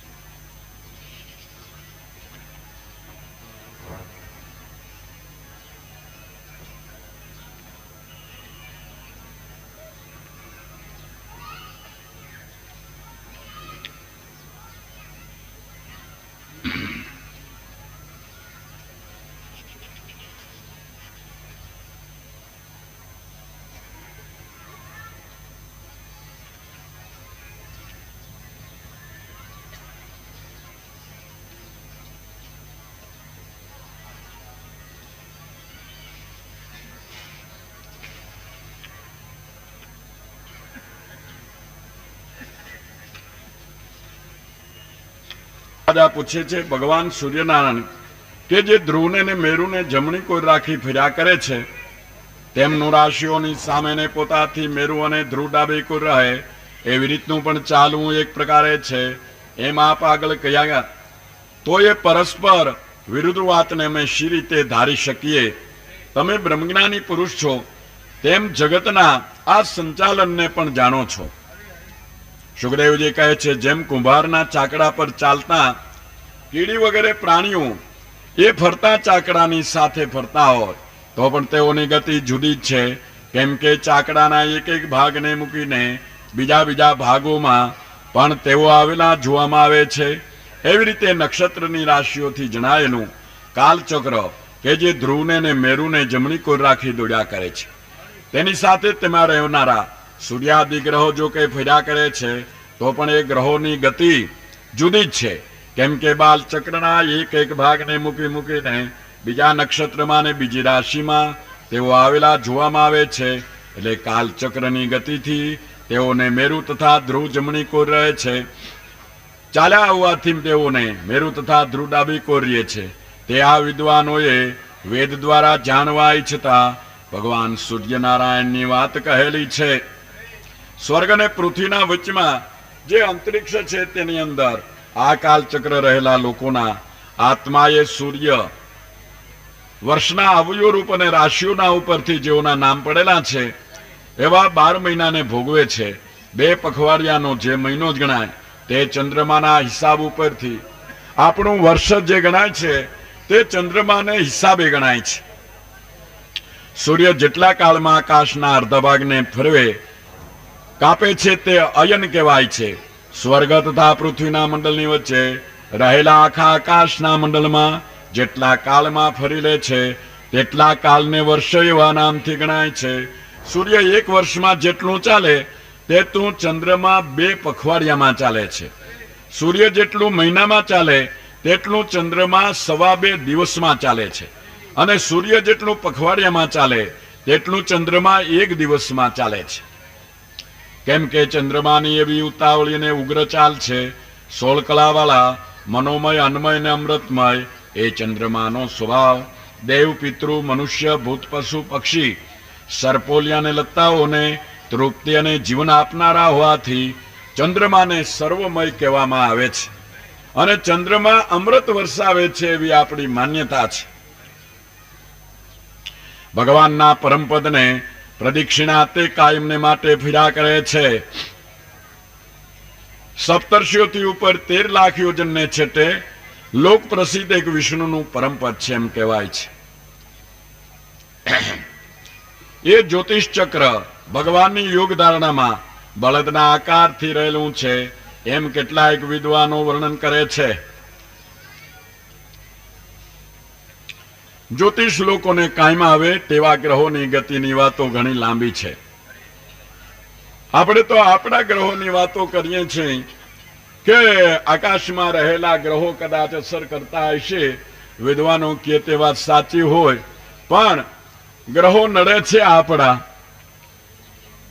આપણી 9 ઇન્દ્રિયો ઉપર જે 9 પ્રકારની વાસના ઘેલી ભમે છે. તે આંખ આપણો ગ્રહ છે, કાન આપણો ગ્રહ છે, નાક આપણું ગ્રહ છે, જીભ આપણી મોટો ગ્રહ છે, હાથ ગ્રહ છે, પગ ગ્રહ છે, મન બુદ્ધિ ગ્રહ છે. મળીને 9 ગ્રહો. આમાંથી એક ગ્રહ જો વકરી થાય તો હારા વાત નથી.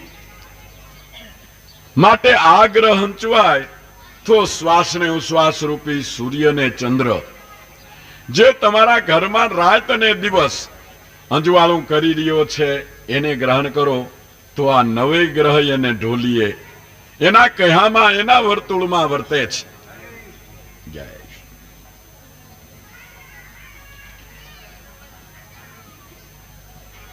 જય.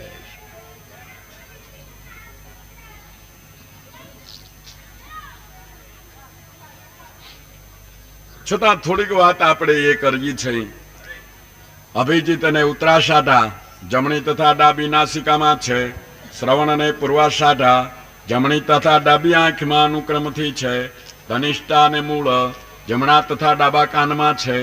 મઘા વગેરે 8 દક્ષિણાચારી નક્ષત્રો ડાબા પડખામાં રહે છે, ઉપલા ઓઠમાં અગસ્તી છે, નીચા ઓઠમાં યમ છે, મોઢામાં મંગલ છે, ઉપસ્થમાં શનિશ્ચર છે, કંઠમાં બૃહસ્પતિ છે, વક્ષસ્થળમાં સૂર્ય છે, હૃદયમાં નારાયણ છે, મનમાં ચંદ્રમા છે, નાભીમાં શુક્ર છે, સ્તનમાં અશ્વિની કુમાર છે, પ્રાણને અપાનમાં બુધ છે, ગળામાં રાહુ છે, સર્વ અંગોમાં કેતુઓ છે અને રૂવાડાઓમાં સર્વે તારાના સમૂહો રહેલા છે. આ ગ્રહો બધા આ રીતે આપણા ઘટાકાશની માલિકો નિર્માણ કરેલા છે. ગ્રહ નક્ષત્ર ને તારામય સર્વ દેવરૂપને ઘણી કાળમાં ઉપર ગયેલા મંત્રનો જપ કરનારાઓના પાપને મટાડનાર આ શિશુમાર ચક્રને ત્રણેય સમયમાં જે માણસ નમસ્કાર કરે અથવા સંભાળે તે માણસનું તે સમયનું પાપ તુરત નાશ પામે છે. આવો તેમનો મહિમા રહેલો છે. ઇતિ શ્રીમદ મહાપુરાણ ભાગવત પંચમ સ્કંદ 23 અધ્યાય. સંપૂર્ણ બોલો શ્રી ગિરિરાજ ધરન કી જય, દ્વારિકાધીશ કી જય, સદગુરુદેવ કી જય. હર હર મહાદેવ હર.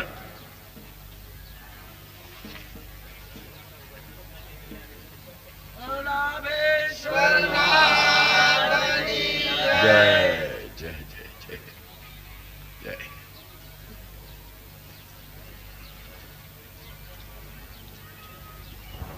આ મોરા છાપી લ્યો એમ જો શબ્દો હૃદયની માલિકો રેકોર્ડિંગ કરી લ્યો તો બડી વાત બની જાય એમ છે. અને એને માટે આ કામનું છે. આ પિક્ચર તો રોજ આપણે ભટકાઈ છીએ હામાં હામાં.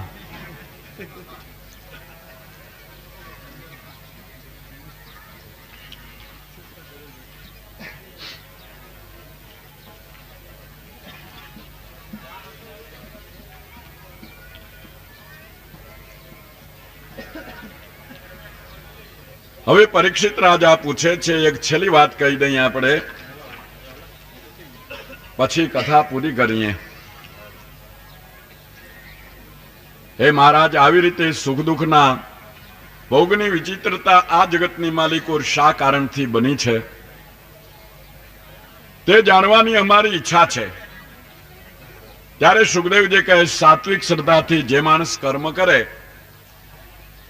તેને સુખ જ મળે. રાજસી શ્રદ્ધાથી જે માણસ કર્મ કરે તેને સુખ અને દુઃખ બંને મળે, અને તામસી શ્રદ્ધાથી જે માણસ કર્મ કરે તેને કેવળ દુઃખ અને મૂઢપણું જ મળે.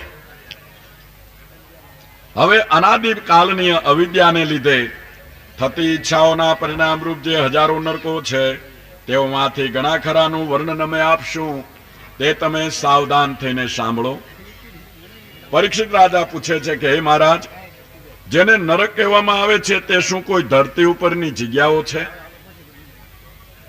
અથવા બ્રહ્માંડથી બહારના આ બારણાઓ છે કે બ્રહ્માંડની અંદર જ ધરતી સિવાય કોઈ બીજા ભાગમાં રહેલા છે?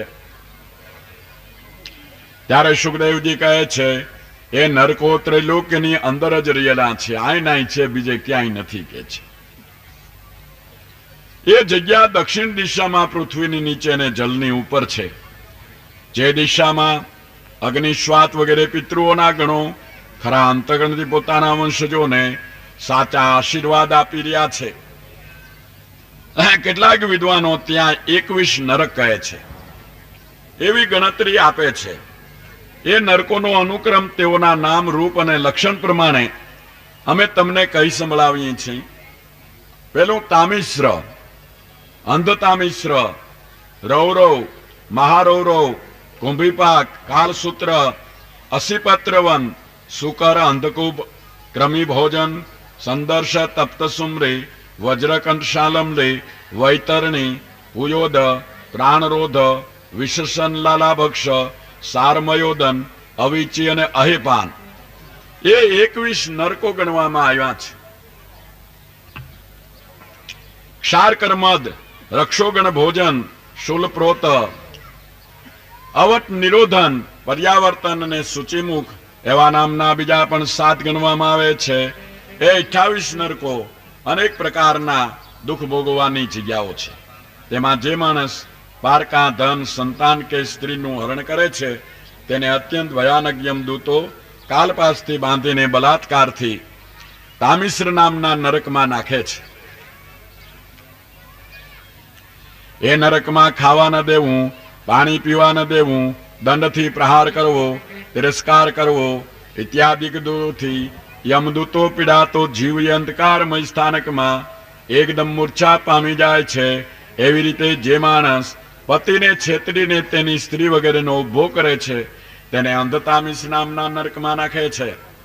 એ નરકમાં નખાતા પીડામાં રહેલા જીવની મતિ અને દ્રષ્ટિ વેદનાને લીધે નાશ પામે છે. એવી જ રીતે જે માણસ પોતાના દેહનું જ પોષણ કરે મહારૌરવ નામના નરકની માલિકોર પડે છે. ક્રૂર માણસ પશુને અથવા પક્ષીઓને જીવતા રાંધી નાખે તે નિર્દય રાક્ષસોએ પણ ધિકારેલા માણસને યમપુરીમાં યમના દૂતો જેમાં તેજ ઉકળ્યા કરે તે કુંભીબાક નામના નરકની માલિકો નાખે છે. આ જગતમાં જે રાજા અથવા રાજાનો માણસ જે શિક્ષાને યોગ્ય ન હોય તેને શિક્ષા આપે છે અને બ્રાહ્મણને દેહાત દંડની શિક્ષા કરે છે તે ધણી મરણ પામ્યા પછી શુકરમુખ નામના નરકમાં પડે છે. એ નરકમાં મોટા બળવાળા યમદૂતો તેના શરીરના અવયવોને પીલી નાખી ચીચોડામાં પીલાતા શેરડીના સાંઠાની પેઠે ઘણી પીડાથી ચીસો પાડે છે. જે કોઈ ખાવા પીવા વગેરેનું આવ્યું હોય તેને બીજાઓને વેચી દીધા વિના ખાય અને વૈશ્વદેવાદિક પંચયજ્ઞ ન કરે તે કાગડા જેવો માણસ મુવા પછી ક્રમી ભોજન નામના નરકની માલિકો પડે છે. જે પુરુષ અગમ્યા સ્ત્રીમાં ગમન કરે અને જે સ્ત્રી અગમ્ય પુરુષમાં ગમન કરે તે બંને તૃપ્તભુક્તિ નામના નરકમાં પડે છે. યમદૂતો તેઓને ચાબખાથી મારે છે. પુરુષને દગાવેલી લોટાની સ્ત્રીની મૂર્તિ સાથે અને સ્ત્રીને તેવી જ પુરુષની મૂર્તિ સાથે બાદ ભીડાવે છે. હે રાજા, બહુ જ પરિતાપ પામે છે. વિષ્ટા મૂત્ર પરુ લોહી મોવાળા નખ હાડકા મેદ માંસ અને ચરબીની નદીમાં એ દુઃખ પામ્યા કરે છે. નીચ રાંડોને રાખનારા, લાજને તજી દેનારા, પવિત્રતા આચાર તથા નિયમોનો નાશ કરનારા જે લોકો પશુની પેઠે યદિષ્ટા આચરણ કરે છે તેઓ મોવાપોછી પિયોદ નામના નરકની માલિકો પડે છે. જે ચોર લોકો રાજાઓ અથવા રાજાના માણસો અગ્નિથી સળગાવી દે છે, ઝેર દે છે અથવા ગામ કે સંઘોને લૂંટે છે તે મુવા પછી સારમેયાદન નામના નરકની માલિકો પડે છે. તે યમના દૂતો રૂપ અને વજ્ર જેવી દાઢવાળા 720 કૂતરાઓ તેને મોટા વેગથી ફાડી ખાય છે. ટૂંકાણમાં એટલું જ કે પાપ કર્મ કરવાથી જ આ જાતના નરકોની માલિકો જીવ પડે છે.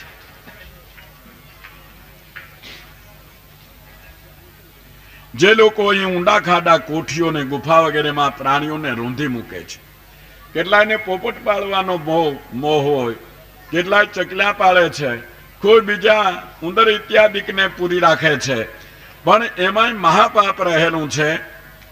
તેઓ મુવા પછી અવટ નિરોધ નામના નરકમાં પડે છે. ત્યાં તેઓને યમદૂતો એવા જ ખાડાઓ વગેરેમાં રૂંધી મૂકીને ઝેરવાળા અગ્નિના ધુમાડાથી મૂંઝવે છે. જે ગરદણી અતિથિ અથવા અભ્યાગતોની ઉપર વારંવાર ક્રોધ કરીને જાણે તેઓને બાળી નાખવા ધારતો હોય તેમ ખુર આંખોથી જુએ છે તે પર્યાવર્ત નામના નરકની માલિકો પડે છે. આવી રીતના નરકો યમપુરીમાં સેંકડો ને હજારો છે. સગળાઓના વર્ણન થઈ શકે એમ નથી. અધર્મી લોકો કે જેઓમાં કેટલાકનું મેં વર્ણન કર્યું અને કેટલાકનું નથી પણ આપ્યું તેઓ અનુક્રમથી પડે છે. એવી રીતે ધર્મને અનુસરનારા લોકો સ્વર્ગાદિક લોકમાં જાય છે અને પુણ્ય તથા પાપ એ બંનેના બાકી રહેલા ભાગથી અહીં મનુષ્ય લોકમાં પુનર્જન્મને સારું આવે છે. નિવૃત્તિ ધર્મ પડવાથી જવાનો માર્ગ તો પહેલા જ દ્વિતીય સ્કંદની માલિકો અમે કહી દીધેલો છે. એ રાજા, બ્રહ્માંડ આટલું છે કે જેના પેટાના ભેદ પુરાણોમાં 14 પ્રકારના કહેવાય છે. સાક્ષાત મહાપુરુષ ભગવાન નારાયણનું માયાના ગુણોથી બનેલું આ સ્થૂલ રૂપ એટલે બ્રહ્માંડ છે, તેનું વર્ણન હું તમારી પાસે કરી ચૂક્યો છું. જે માણસ આદર ભાવથી આ પ્રકરણનો પાઠ કરે, સાંભળે કે સંભળાવે, તેની બુદ્ધિથી, શ્રદ્ધાથી અને ભક્તિથી શુદ્ધ થાય છે, અને તેમ થવાથી પરમાત્માનું સત્ય સ્વરૂપ કે જે અત્યંત ગૂઢ છે તેને પણ જાણી શકે છે. હે રાજા, પૃથ્વી, દ્વીપ, ખંડ, નદીઓ, પર્વતો, આકાશ, સમુદ્ર, પાતાલ, દિશાઓ, નરક, જ્યોતિષ ચક્ર અને બીજા પણ કેટલાક લોકોની સ્થિતિ કે જે સગળા પ્રાણીઓના સમૂહના સ્થાનક રૂપ ઈશ્વરના અદ્ભુત અને સ્થૂળ શરીર રૂપ છે એમ જાણવું, તે મેં તમારી પાસે કઈ દેખાડેલ છે. એથી શ્રીમદ મહાપુરાણ ભાગવતના 5મ સ્કંદનો નરકાનુવરણ નામનો 26વો અધ્યાય સંપૂર્ણ. બોલો શ્રી ગિરિરાજ ધરન કી જય, દ્વારિકાધીશ કી જય, સદગુરુદેવ કી જય. હર હર મહાદેવ. હર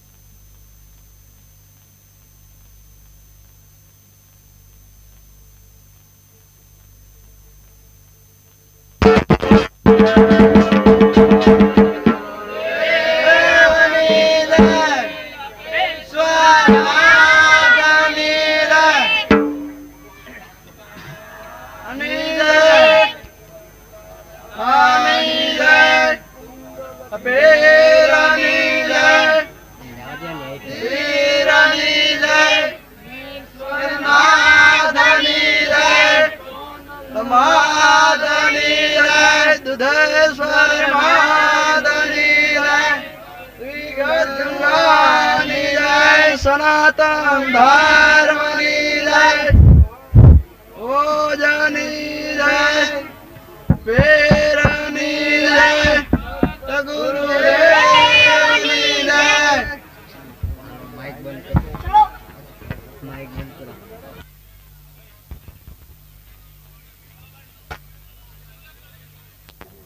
करारविन्देन पदारविन्दं मुखारविन्दे विनिवेशयन्तम् वटस्य पत्रस्य पुटे शयानम् बालं मुकुन्द मनसा स्मरामि श्रीकृष्ण गोविन्द हरे मुरारी हे नाथ नारायण वासुदेव जीवे पिबस्वामृतमेतदेव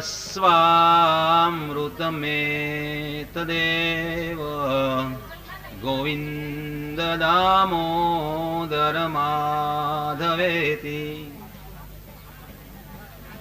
ब्रह्मानन्दं परमसुखदं केवल्यं ज्ञानमूर्तिं द्वन्द्वातीतं गगनसदृशं तत्त्वमस्यादिलक्ष्यम् एकनित्यं विमलचलं सर्वदी साक्षिभूतं भावातीतं त्रिगुणरहितं सद्गुरुं तं नमामि संसारवृक्षमारूढाः पतितं नरकार्णवे येन धृतं जगत्सर्वे तस्मै श्रीगुरुवे नमः गुरु ब्रह्मा गुरु विष्णु गुरुदेवो महेश्वर गुरुरेक परब्रह्म तस्मै श्रीगुरुवे नमः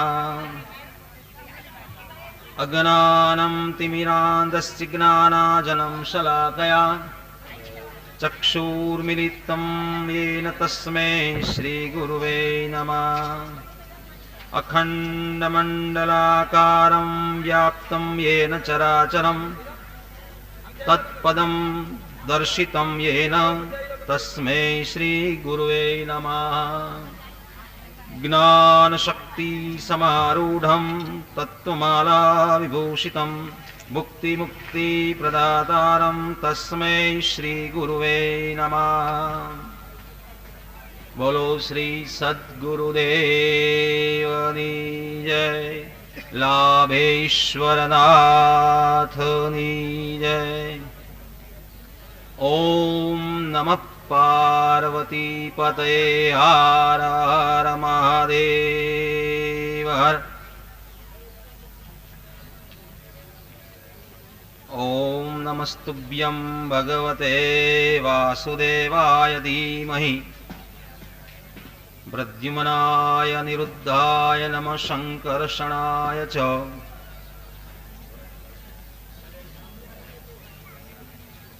छठा स्कंदना पहला अध्याय में अजामिलनु आख्यान यमदूतोए करेलू धर्मनु लक्षण वर्णवास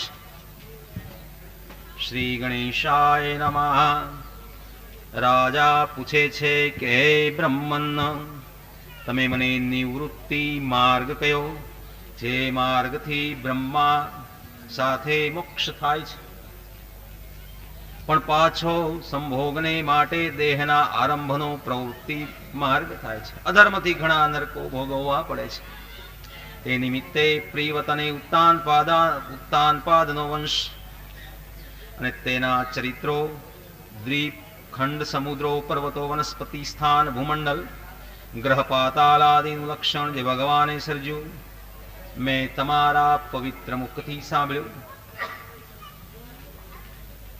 हवे मनुष्यो उग्र यातना रूपी नरकथी जे प्रकारे छूटे ने ते प्रकार मने कहो सुखदेवजी सावधान करे छे के राजा ए राजन मन वाणी अने काया थी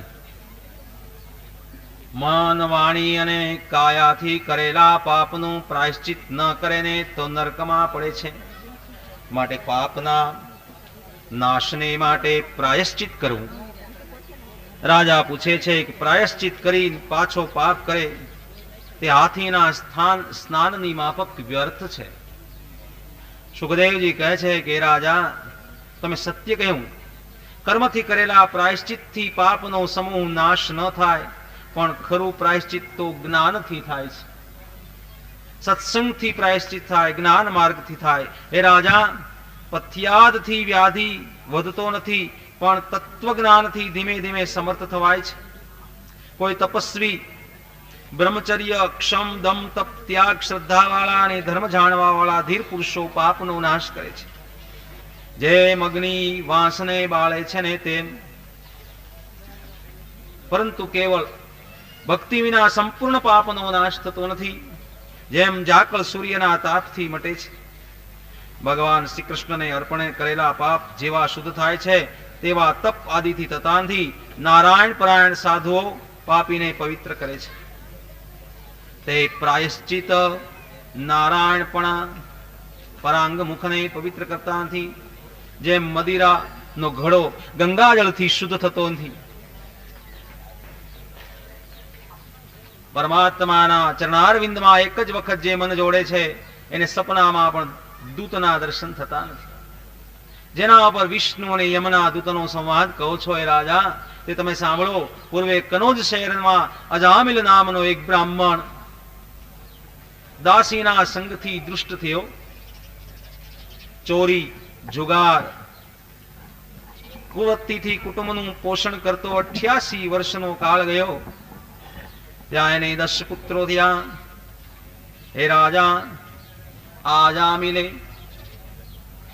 પોતાના નાના પુત્રનું નામ નારાયણ પાડ્યું.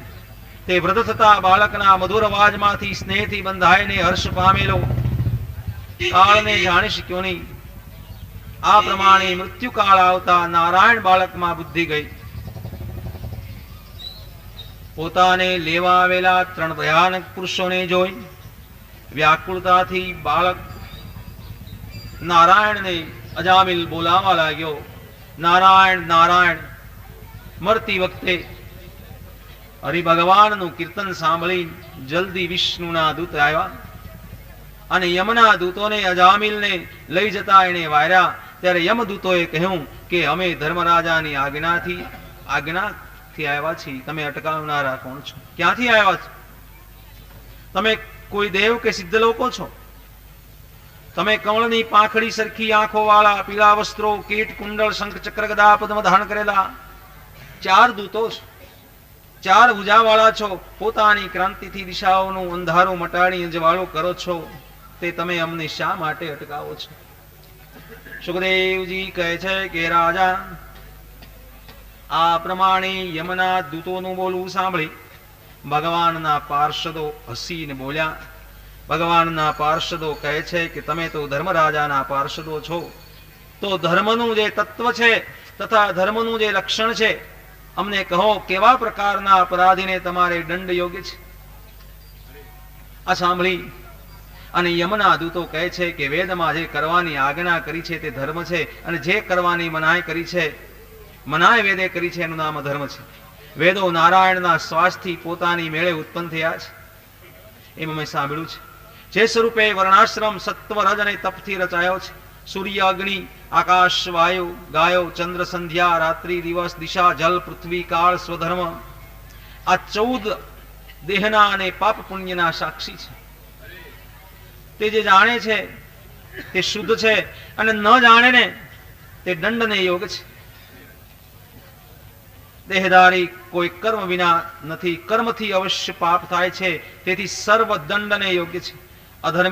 અધર્મી તે દંડથી શુદ્ધ થાય છે.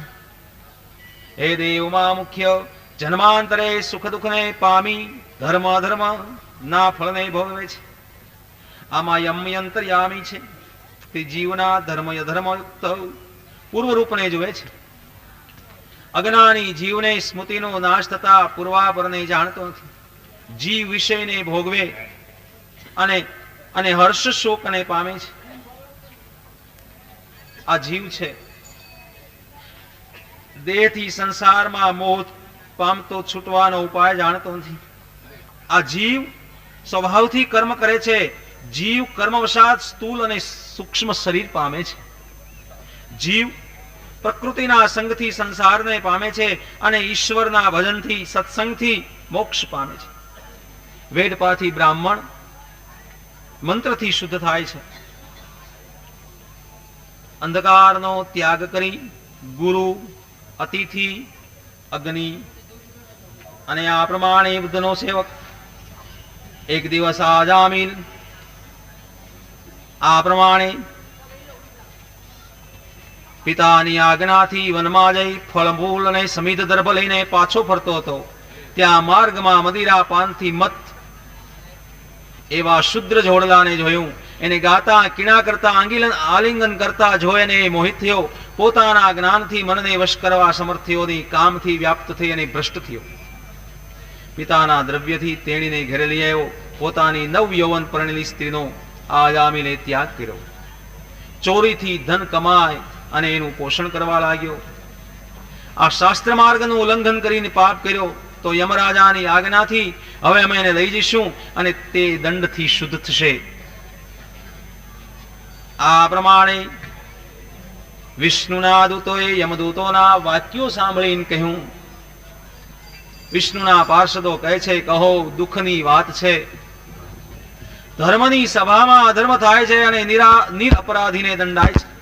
જે પ્રજાને પિતૃમાફક પાળનાર તે જો શત્રુ થાય તો પ્રજા કોને શરણે જાય? શિષ્ટ પુરુષો જે વાચન કરે તે પ્રમાણે લોકો વર્તે છે. લોકો જેના ખોળામાં માથું મૂકીને શાંતિથી સૂવે છે અને પોતે ધર્મને જાણતો નથી તે પશુ છે. જેણે વિશ્વાસ રાખ્યો છે એનો નાશ કરવો કેમ ઘટે? આ જીવાત્મા તો હરિ ભગવાનનું સ્મરણ કર્યું છે, તેથી કોટી જન્મના પાપેના નાશ પામ્યા છે. જ્યારે એક જ વખત નારાયણ એમ બોલે ને ત્યારે સંપૂર્ણ પાપનો નાશ થાય છે. ચોર, દારૂ પીનારો, પિતૃદોહી, બ્રહ્મજ્ઞ, ગુરુ તલ્પી, રાજ્ય પિતૃગાયને હણવા વાળો પણ પવિત્ર થાય છે. સર્વ પાપીઓના પાપોનું નામ સ્મરણ શ્રેષ્ઠ પ્રાયશ્ચિત છે. તથા જેમ વિષ્ણુનું નામ શુદ્ધ કરે છે તેમ મનુ આદિ કરેલા પ્રાયશ્ચિતથી થતા જે પાપનો નાશ ઈચ્છે છે તેને હરિનું સ્મરણ એ પ્રાયશ્ચિત છે. આ જીવાત્માએ પ્રાયશ્ચિત કર્યું, તેથી તેને લઈ જવાશે નહીં. પુત્ર આદિના નિમિત્તથી અરે અજામિલે પોતાના પુત્રનું નામ પોકાર્યું ભલે, પણ એણે નારાયણનું નામ લીધું છે. હરિભગવાનનું નામ યમયાતનાને યોગ્ય નથી. કોઈ મશ્કરીથી ગાવાનો આલાપ સારું અથવા ગાળ દઈને પણ ભગવાનનું નામ લેને તો સઘળા પાપનો નાશ થાય છે. આવો સિદ્ધાંત છે. પડતા, ઠેસ વાગતા, સર્પ કરડતા, તાવની પીડા થતા વગેરેમાં પણ જે માણસ પરવશપણામાં ભગવાનનું નામ લે છે, મુખમાંથી પરમાત્માનું સ્મરણ કરે છે, તે યમપુરીમાં જવાને યોગ્ય નથી. મનુ આદિએ જુદા જુદા પ્રાયશ્ચિતો કીધા છે.